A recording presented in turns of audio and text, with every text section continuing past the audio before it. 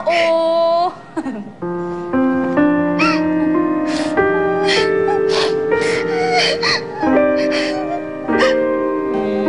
Kawawa naman si Catherine. Sexy yung buhok. Pangit.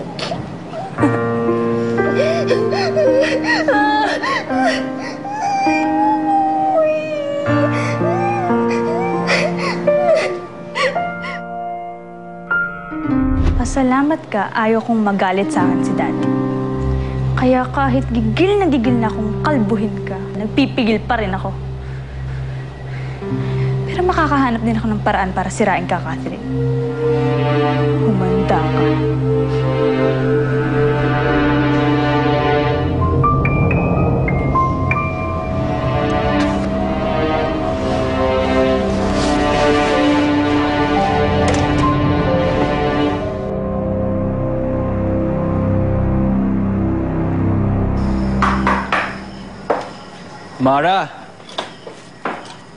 Amara! Kumusta? You okay? I don't like seeing Ferdinand with that Trina Sikia. All over each other na naglalampuan parang mga teenager. It's like whenever she's around, I don't exist. Alam mo naman si Ferdinand. Amara, he's crazy about Trina. That's why. Importante talaga si Trina para kay Ferdinand. Just have to accept it. So you mean I am not important? Well then, okay, fine. You're here. You like me, right? Siyempre. And you find me attractive. So, can you please make me feel wanted? Make me feel needed.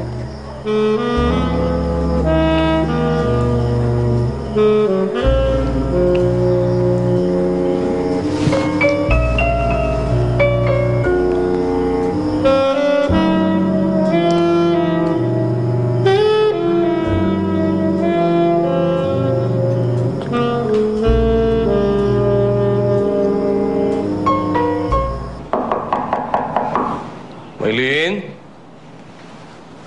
Catherine? Si Daddy? Gising ka, dali. Gising na! Tumayo ka dyan! Bilisan mo! Ano ba yan? Magjinelas ka, dalian mo!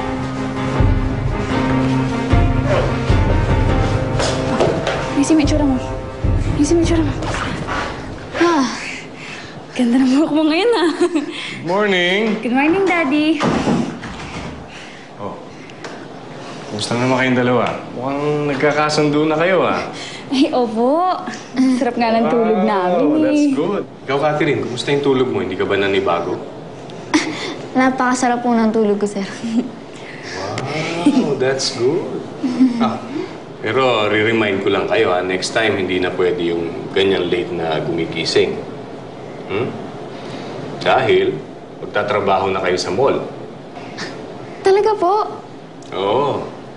Naisip ko kasi na habang maaga, matuto na kayo maging responsable. Saka, mas maganda yon, magkakaroon kayo ng bonding kayong dalawa. Isa pa, gusto ko kayong makita na nagtutulungan. Ano ba naman yan, Daddy? Parusa na naman. Puro parusa na nga kila na Iloida, pati ba naman hanggang dito? Ano ka ba naman, Maylin? Hindi naman trabaho yun eh. Training lang yun para sa inyong dalawa.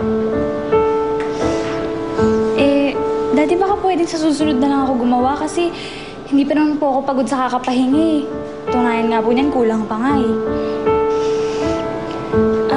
Maliligo na muna ako, ha? Tapos maligo ka na rin, punta tayo sa mall, ha? Sige.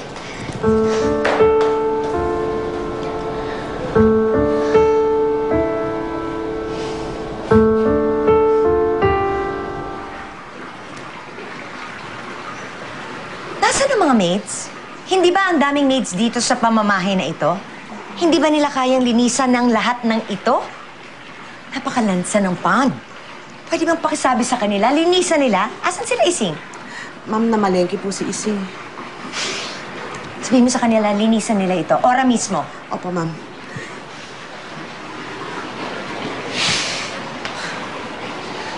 Tita Amara. Tita Amara. Alam mo bang may bago na namang drama si Catherine? Hindi ko alam kung paano siya sumisip-sip kay Daddy pero siya isasama siya sa mall para magtrabaho. Ganon? Maganda, hindi ko makikita. Ayos lang sa'yo yun?